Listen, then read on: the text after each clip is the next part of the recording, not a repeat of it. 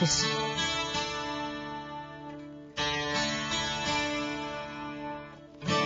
Are my naked eyes, I should have kept you, I should have tried, I should have been a wiser kind of guy. I miss you. If you met the young David Bowie down at the street, yeah, and you could give him just very briefly a short advice about the life, what would you tell him? Don't shave your eyebrows off. They take forever to grow back. Seeing my past and let it go.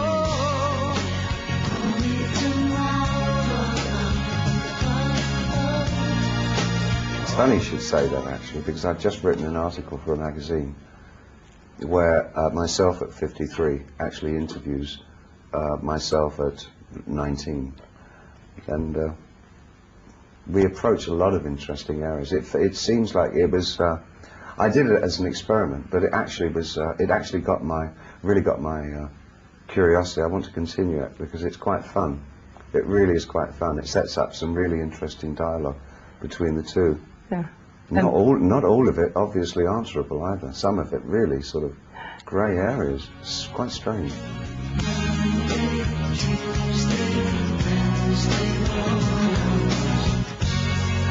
Sometimes I cry my heart to sleep. Nothing prepared me for your smile, lighting the darkness of my soul, innocence in your heart.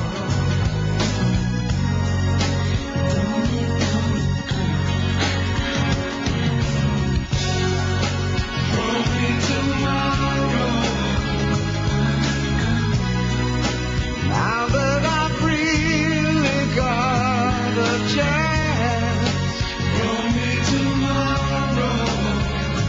Oh, everything's falling into place. Throw me tomorrow. Seeing my past to let it go. Throw me tomorrow. Only for you, I don't regret that I was Thursday's child. Your latest record or album sounds a little like the music you did in the 70s. Is it a kind of musical circle for you? It does have some of that, doesn't it? I suppose it was intended. The idea for doing the music originally came from a Paris company that started a video computer game called Nomad Soul, and they asked me if I'd do a kind of a soundtrack for it. And I'm not really into games very much. I don't know very much about them. But my son is a gamer, and we explored it together. And he came to the conclusion that it was probably one of the better games that he worked with, and advised his father that he should do the music. So I did, but what I wanted to do with the music was have some sense of time, a stretch of time. And so one of the ways that I gave that feeling was to work in the style that I would have worked in 20, 30 years ago, and wrote very much in that fashion, which is very quietly, very kind of secluded, and did a lot of the work before I went into the studio. So it was all pretty much prepared, I guess, what one would call crafted songs that were properly crafted in an old-fashioned way. So it does have that, it has the resonance of kind of the early 70s, I think.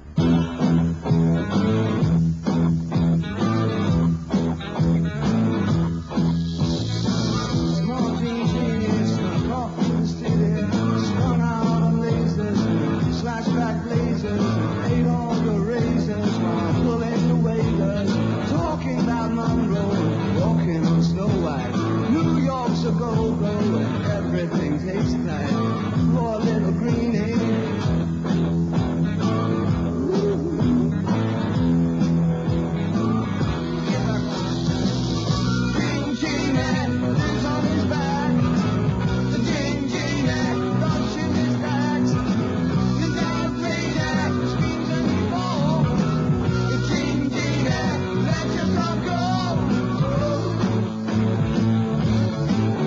which kind of influence do you like it has on society and politics and for the listener? It's nice, well, for me as a listener, it's nice to hear certain bands and hear my inflections or certain chord structures or ways or techniques that I've sort of used in the past.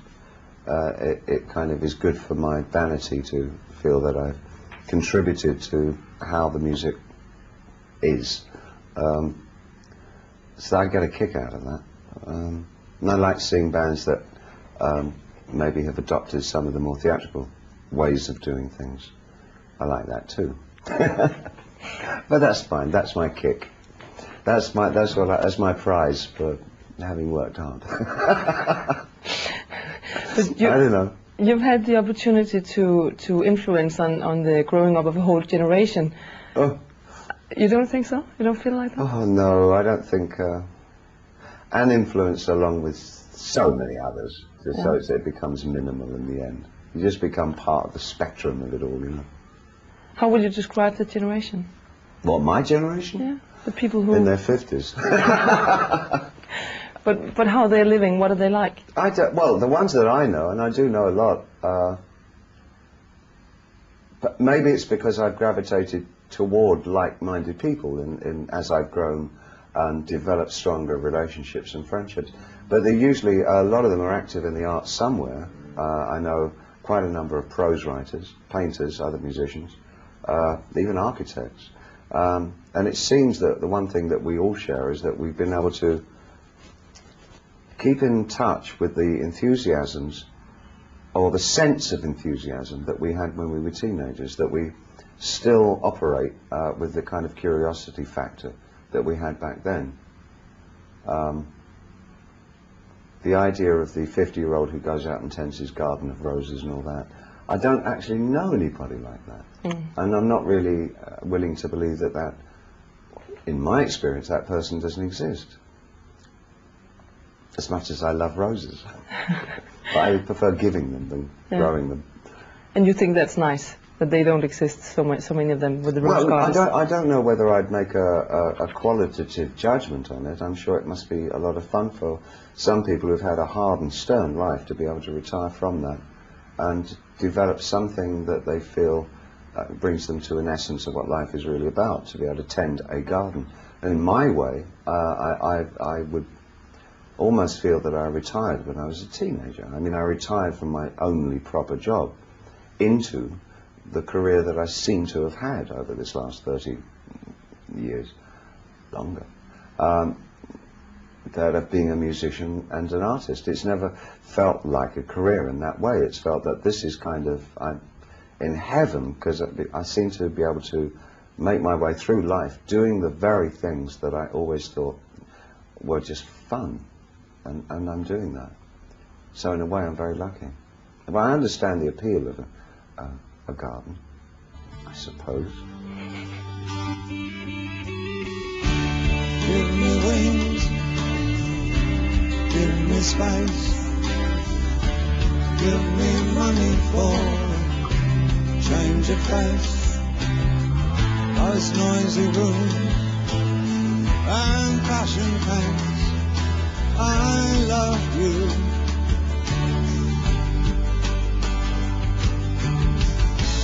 Where's the morning in my life?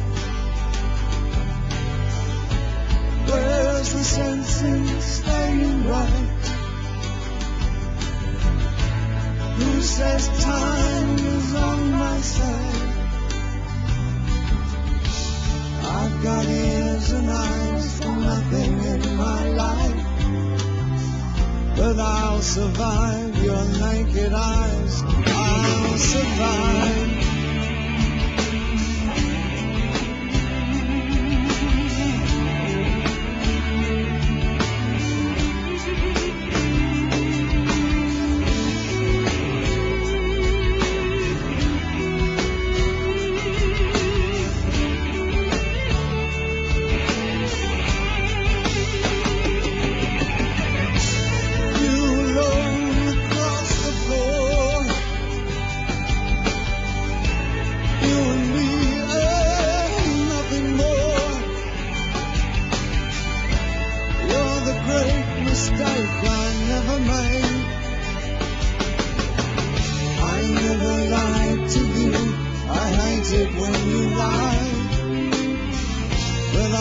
survive. Naked eyes, I'll survive. Beating chords, all snowy white. Dazzle, dazzle clubs every night. Should have said, Valentine, I loved you. But I'll survive. My naked eye, I'll survive. I'll survive. My naked eye, I'll survive. I'll survive. Naked eye, I'll survive. I'll survive.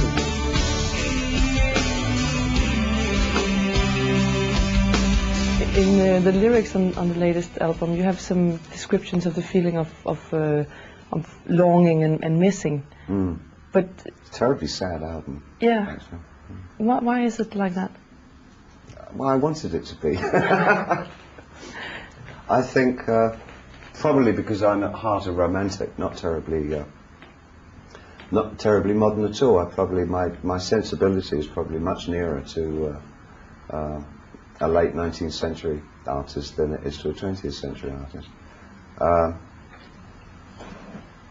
I wanted the character on the album, if you can call him a character.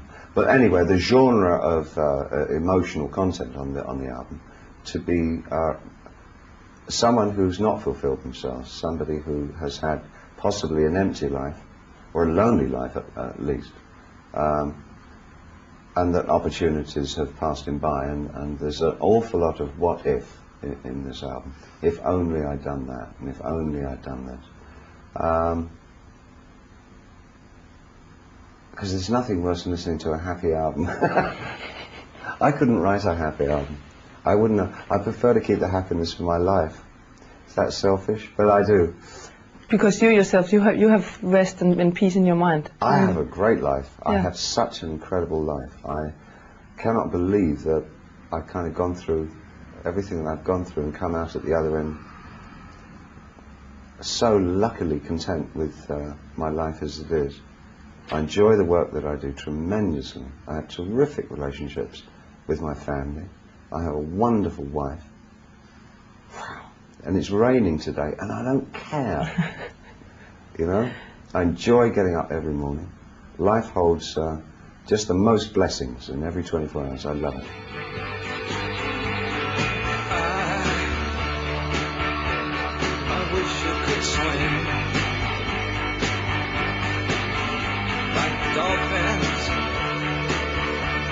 like dolphins can swim. Though nothing will keep us together. We can beat them forever